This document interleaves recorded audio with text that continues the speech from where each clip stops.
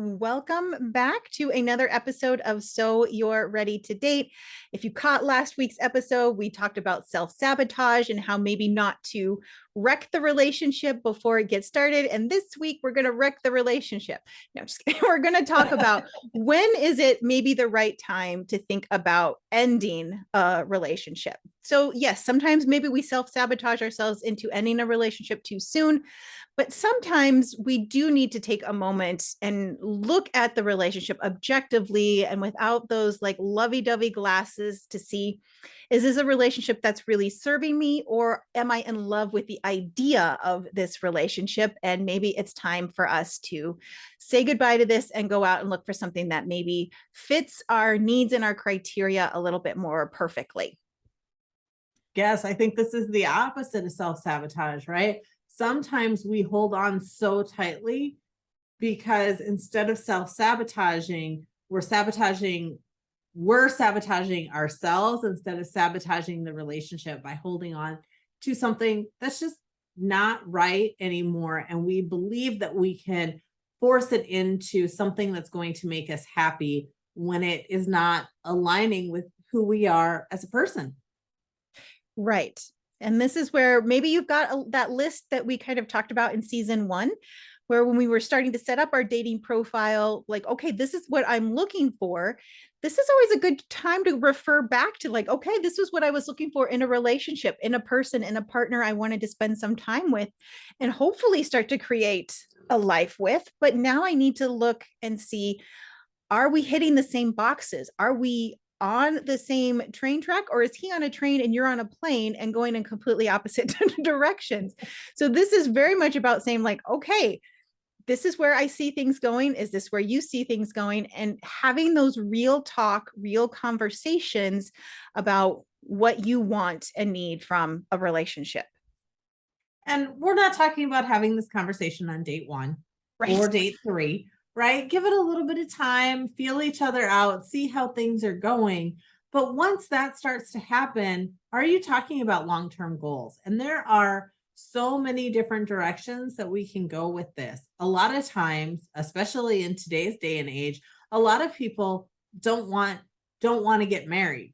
And so if you're somebody that does, or you're somebody that doesn't, and your partner's long-term goals are to get married, then that might be something to consider, something that might need some work or some thought to work through and see if you guys can come together, or if that's something that's going to be a little bit too different and you're not going to be able to come together, and so this relationship needs to end.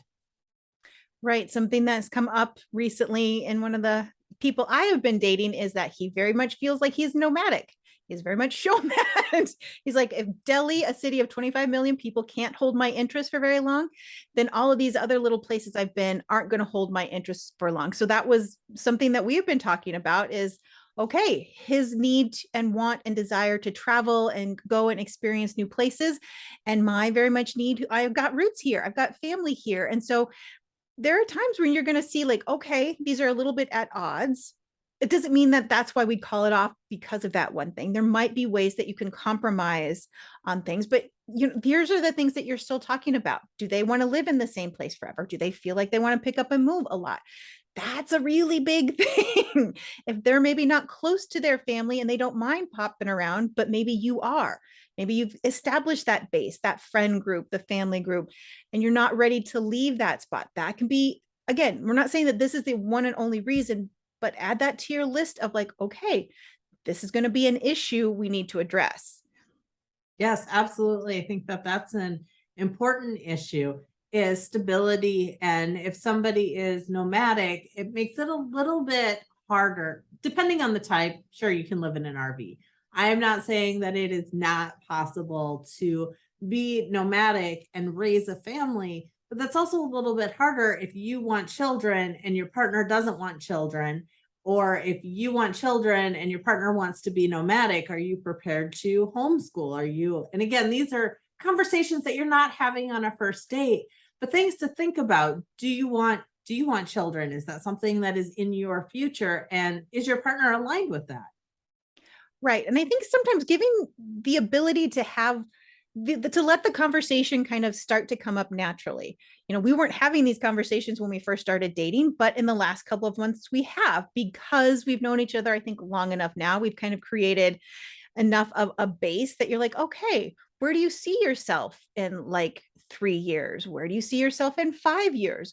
What are some of your career goals? What are some of these things that maybe they have an answer, maybe they don't, maybe you don't have an answer yet? But knowing that they're thinking about that, are they thinking a long-term relationship? Are they just, no, I just want to keep dating, I want to keep things casual?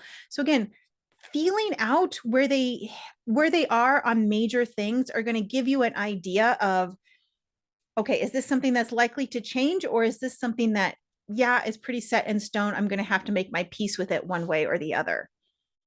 And it is okay if you guys are in two different places in your relationship right now. Maybe you're not feeling commitment yet, but you know that you want a committed relationship. Or maybe you're feeling commitment and your partner is not feeling commitment yet in your relationship, but they tell you that they are looking for that long term relationship. It's okay if you are not always at the same in the same space in your relationship, as long as you're having a conversation and you're headed towards the same goals. So if you have a desire to be in a committed monogamous relationship and want to be exclusive, and your partner says, yeah, at some point I want to find that, then you know you're at least headed in the same direction. If your partner says, well, no, that's not really what I'm looking for, I'm looking to keep things casual or just X, Y, and Z, or I can't really see myself in that kind of relationship in the future, believe them. It's okay to believe them, and it's okay to call it quits. But what I think we get caught up in is, well, I'm going to prove that I'm the one and they're going to fall for me and I'm going to change their mind. And they may fall in love with you, but that doesn't mean that they're going to change their mind. So it's one of those things where it's okay to believe them when they come and tell you that their goals are different than your goals. And it's okay to call it quits and recognize that they may not be the right person for you. And maybe in 5 years, their goals will change. Maybe your goals, maybe you will find somebody. Hopefully you will. That's why you're listening. Maybe you won't, but if you do, that's okay too. But if it's meant to be and they change their goals, maybe they'll come back around.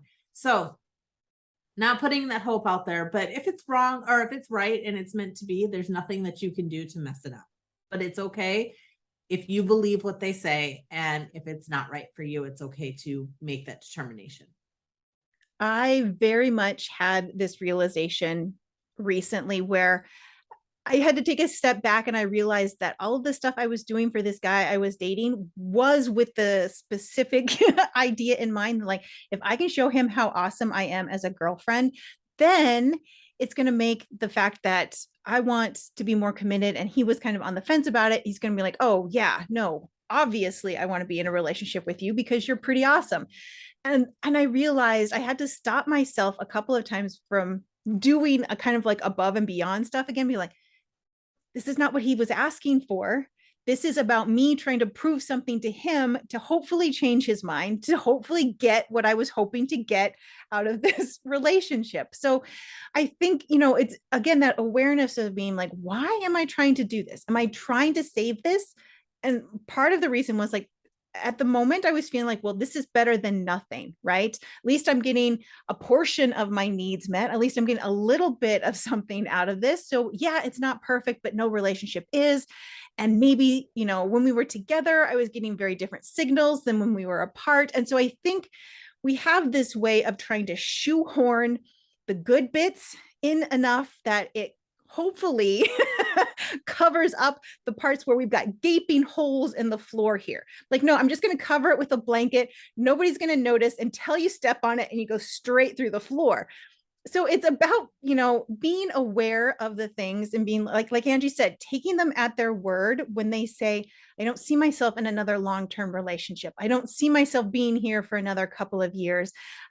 That's just not where I see our future. And then you're going to have to step back and be like, okay, am I ready to say goodbye to this? Or do I hang on and see what happens? I was very much in that space of like, I'm not ready to say, no, I'm not ready to let go.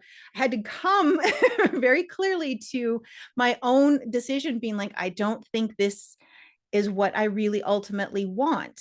So give yourself the space to be like, just because you're seeing a few of these things, don't make this knee jerk reaction of, oh, tomorrow I need to break up with him.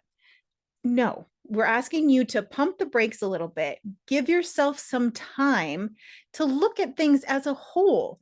Like Angie said, maybe they're not ready for a relationship now, but that doesn't mean in 6 months you won't be in a more compatible place. This is about looking at all parts of this relationship and seeing, is it enough for me to stick around and see if this is going to work, or is this time for me to start looking at ways to end this?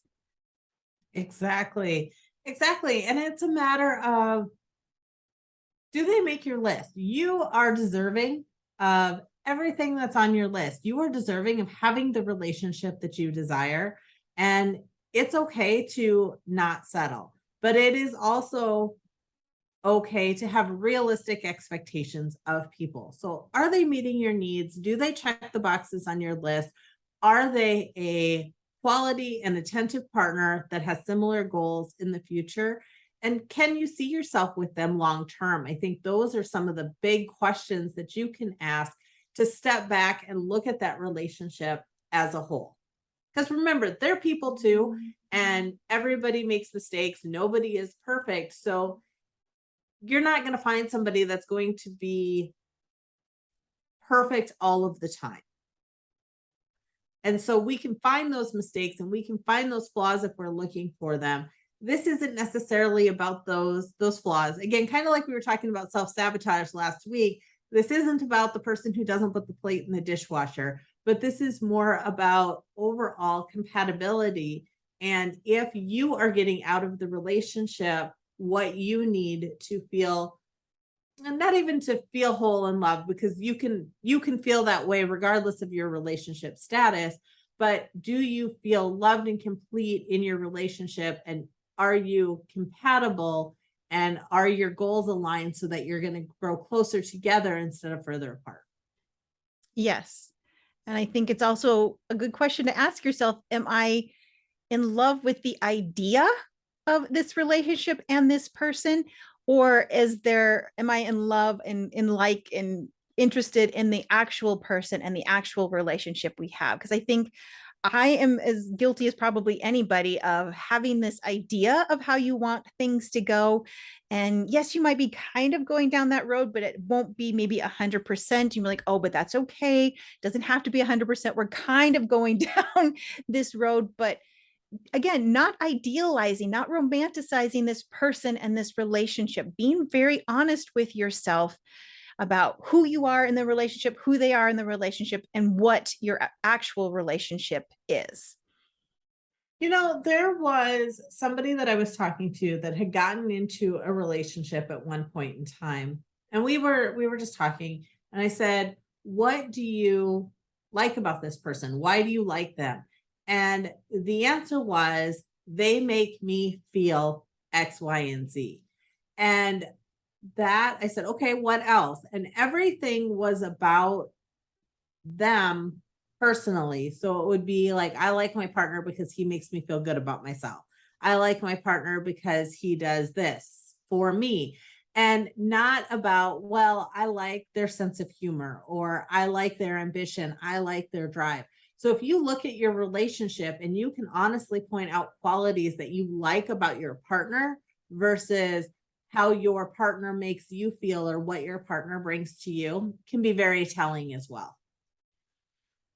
An interesting point. I think, yeah, like they do all this stuff for me. And so that can make you feel really good about it. But yeah, being able to say, no, they're smart, they're funny, they have all of these other things that make up the person that they are.